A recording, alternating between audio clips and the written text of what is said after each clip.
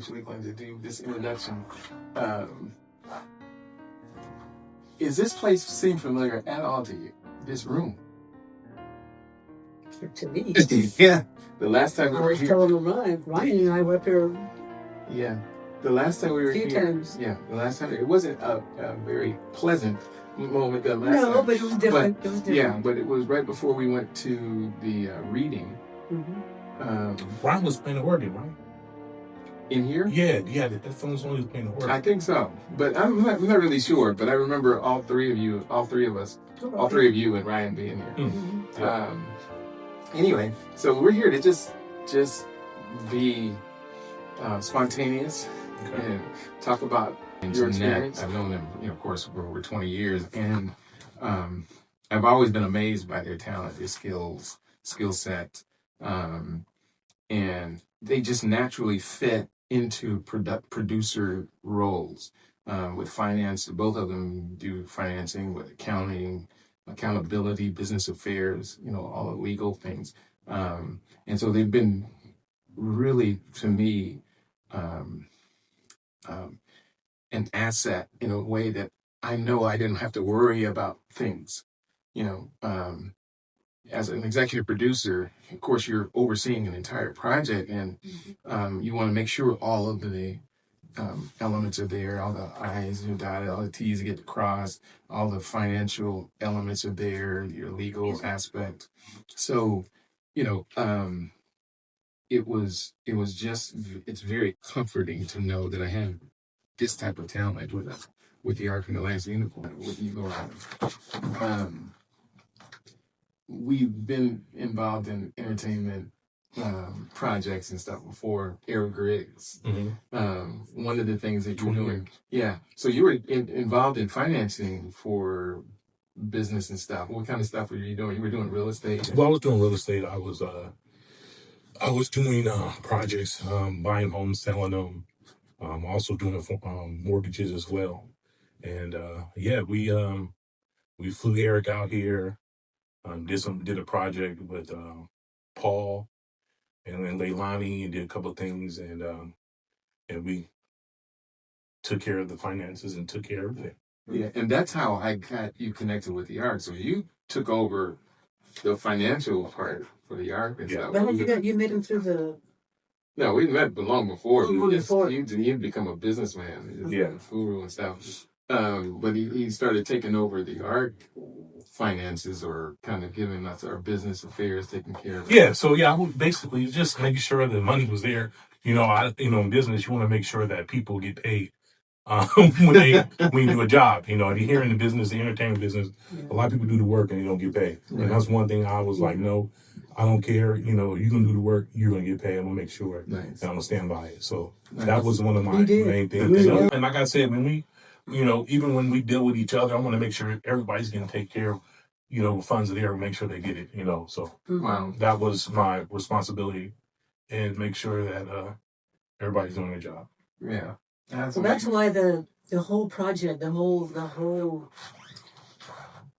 our journey thus far is easy to stick with, easy to be with this group, because integrity is a big part for me. Yeah.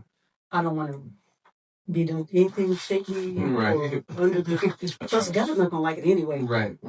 He already said it straight a couple of times, didn't he? Yeah. He was like, "Oh no, we don't." Yeah, right. You trying to plan your own? No, that's not happening. The cool thing is the journey. I think the journey, exactly. In actually production and stuff, and then you find your skill sets doing something totally differently. But then you apply it, and you see how applicable and relatable it is in the entertainment business. Yeah. So what was that like for you, transitioning from business or real estate into... I mean, it was easy because it was dealing with people. When you're dealing with people, they're basically the product. When I dealt with property, homes, you still deal with people, but you deal with the property as a sole product. And just transitioning to the industry, it was easy to me. I mean, it was fun. You're going traveling here, traveling Atlanta, traveling to to LA. It was very, very easy. And just meeting the people. So yeah, I loved it. To be truthful with you, I loved it. You know, and it was good. And you, this producer, you've been involved in theater. How did you get involved in theater for the first time? Oh gosh, more than 20 years ago.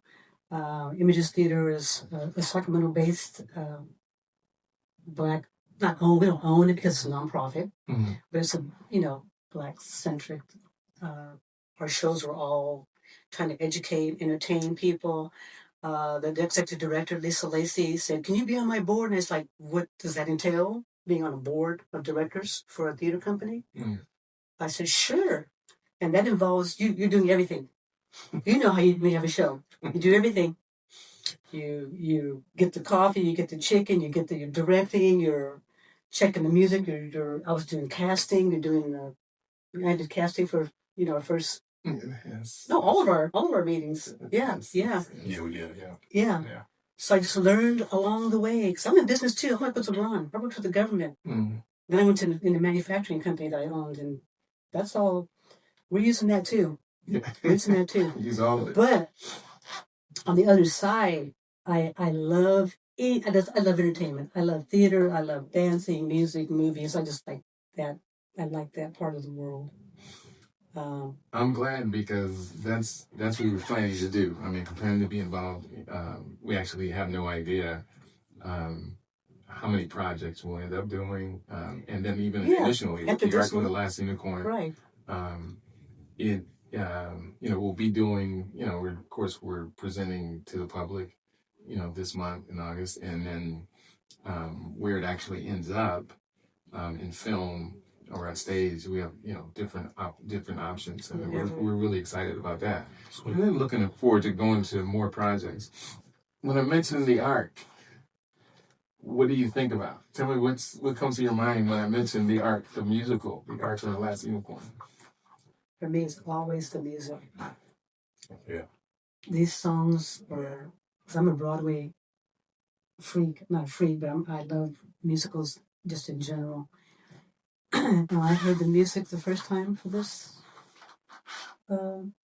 libretto, I was just blown away. Regrets for me. I got on my way on. Yeah, that's every night. Yeah. There's a place of every home. You remember that? Yes. No regrets. Yeah, that's on. There's a place. That's amazing. I said, I need to get to a place. I keep telling Doc, I need to get to a place where when I hear the music, I don't cry. Oh yeah, it's very. It's just that kind of a. Yeah, that's amazing.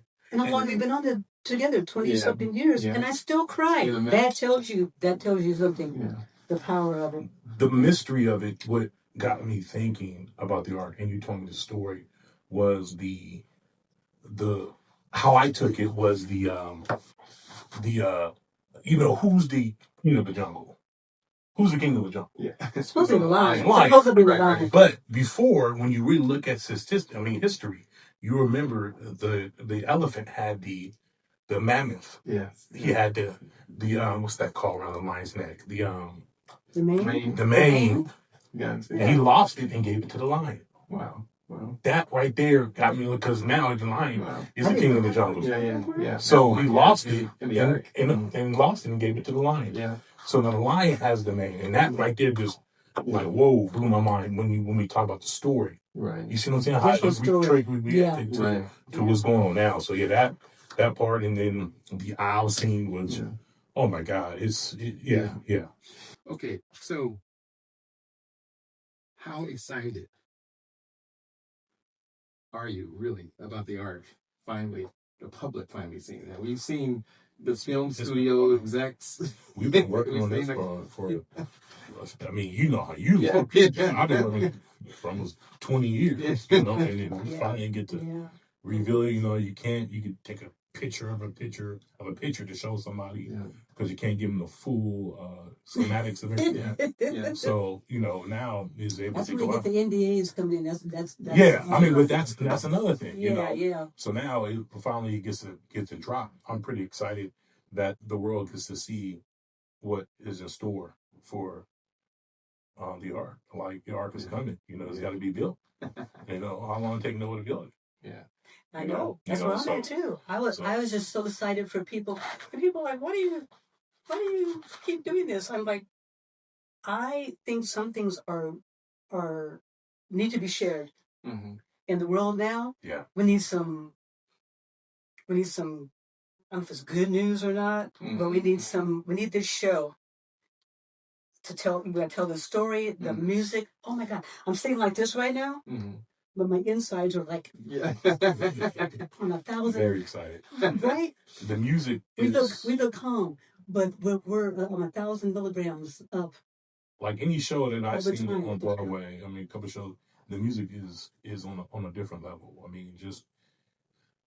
you know, I'm not an artist or nothing, but I have 2 ears. I can hear, you know, I can listen, and I know what it makes me feel when I hear. Like I said, no regrets. You know, there's so many songs, man, down there that are just. And that's what I was feeling when Doc said that. Sometimes I'll be in the meetings and I'm like, God, I don't have really talent. You know, what am I bringing to the table? Right. And I always forget that we need to be at the table. So, listen, I've been saying to our team that the art, no one person builds the art production. I've been saying that, and it takes all of us. It's easy to identify the creative side because, you know, you got this music, you know, the composers and all stuff. You have artists writing it. You got this script, you know. It's what is not so obvious is the bricks and a mortar part of it, and that's what you guys bring to the entertainment. What I love about you guys is that you keep us grounded. You keep me grounded. We're all, you know, theater and in creativity and stuff that's ethereal. It's in the air and stuff like that. Something has to ground us and keep us fit and healthy. Just flying off the right, exactly. And you two are foundational to the entire team, and the arc is not built without you. There's just absolutely no way for it to be built. And that's why I keep you guys eternally, forever. And I'm looking forward to, you know, being able to compensate, you know, heavily and show you how much I really care about you. We are taking a step and going in the direction of places that we've never been before. And I'm really, really looking forward to it.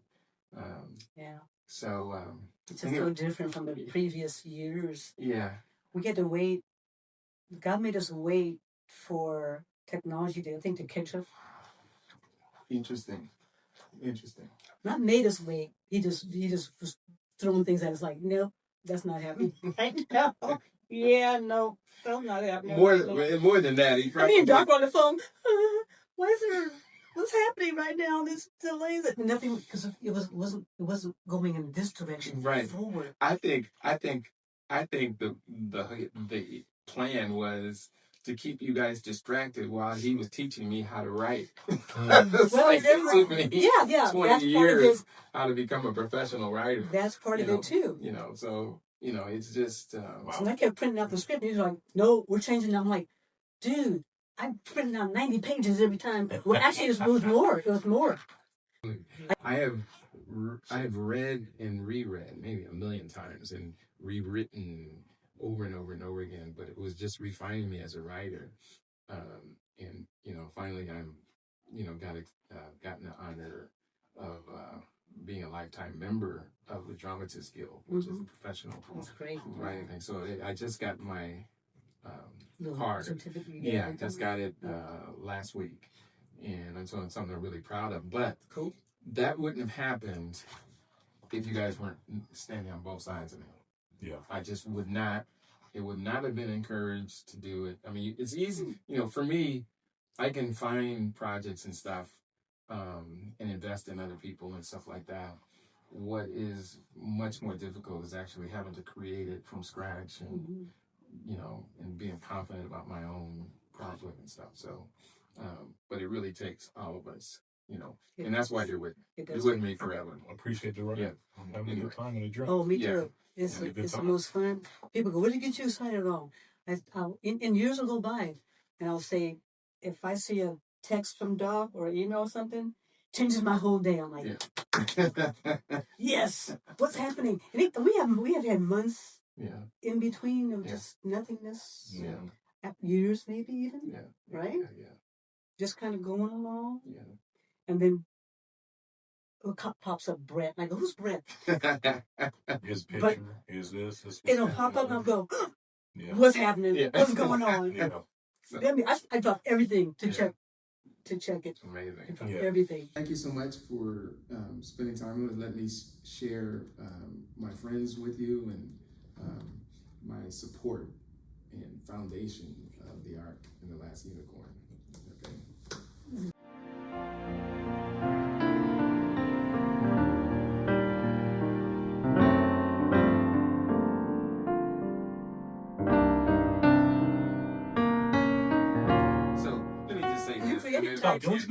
You creative types are not going to do. I got a video of us in 2010 in El Dorado. Yeah. Doing the song. Like, I can show you the video. Like the piano? We need that. I got it right here. Yeah, we were all standing at the piano. Yes. When we 2010. We were all standing at the piano. When we're done with your brother. Oh my God. Wasn't Ryan there? No, Ryan was there. When we're done with this. I got it. I mean, I remember. I mean, it's yeah.